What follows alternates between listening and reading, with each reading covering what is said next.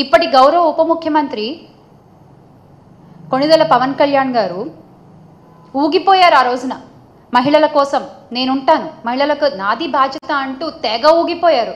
33,000 మంది మహిళలు మిస్ అయ్యారు అంటూ అబద్ధ ప్రచారాలతో రాష్ట్ర ప్రజల్ని ఊపేశారు. ఇప్పుడు ఊరుకున్నారు.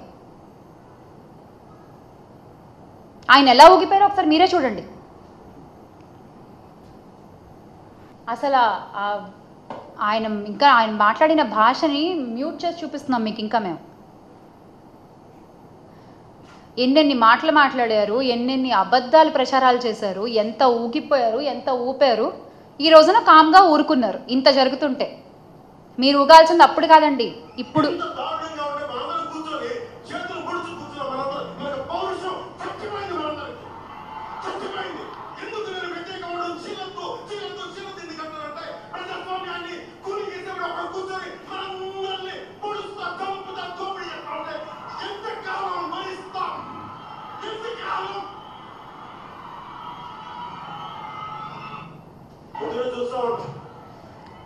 పౌరుషం చచ్చిపోయిందా పవన్ కళ్యాణ్ గారు? ఇన్ని అఘాయిత్యాలు జరుగుతుంటే, ఇన్ని అనర్థాలు జరుగుతుంటే సేమ్ క్వశ్చన్ ఇంకెంతకాలం భరించాలి మేము కూడా? డ్వాక్రా మహిళలకు కూడా అన్యాయమే చేశారు చంద్రబాబు నాయుడు గారు. డ్వాక్రా రుణమాఫీ చేస్తామని చెప్పి మొత్తం అసలు అప్పట్లో అంటే డ్వాక్రా హయాంలో 10 మంది సభ్యులు ఉంటే అందరికీ కలిపి 2 లక్షలో 3 లక్షలో వచ్చేది అప్పుడు అప్పుగా. కానీ బ్యాంకు రుణాలు ఆసరాతో తీరడం మొదలుపెట్టిన తర్వాత కొత్త రుణాలు సకాలంలో చెల్లించడంతో ఒక్కో సంఘానికి ఏకంగా 20 లక్షల రుణాలు ఇచ్చారు. 20 లక్షల రుణాలు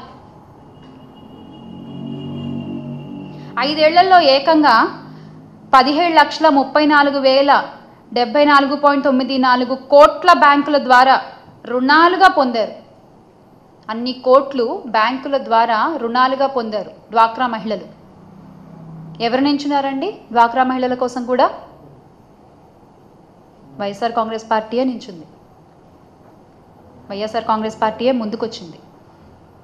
కానీ మీరు ఈ రోజున చెప్పే మాటలన్నీ కూడా ఒట్టి మాటలు అన్నమాట. ఒట్టి మాటలు. 50 ఏళ్లకే పెన్షన్ అన్నారు, అది ఒట్టిదే. నిరుద్యోగ భృతి అన్నారు, అది ఒట్టిదే. పెన్షన్లలో కోత పెట్టి మరీ పెన్షన్లు ఇస్తున్నారు. అందులో కూడా మళ్ళీ ఒక మెలిక. ప్రతి మాటలో ప్రతి దాంట్లో ఏదో ఒక మెలిక ఉంటుంది. ఏది తిన్నగా చెప్పరు, ఇది ఇస్తాం, ఇది చేసాం అని ఒకటి చెప్పండి మీరు మీ గుండెల మీద చేసుకుని. మీరు చెప్పరు, మీరు చెప్పలేరు కూడా. తల్లికి వందనం మరో మోసం. ఇక దీపం గ్యాస్ సిలిండర్ అయితే 3 అన్నారు, అది 1 అన్నారు. ఆ 1 వస్తుందో రాదో కూడా తెలియదు ఇప్పుడు. అది ఇంకో పెద్ద మోసం. సూపర్ 6 అయితే ఉట్టి దగ. అసలు ఆడబిడ్డ నిధి దగ.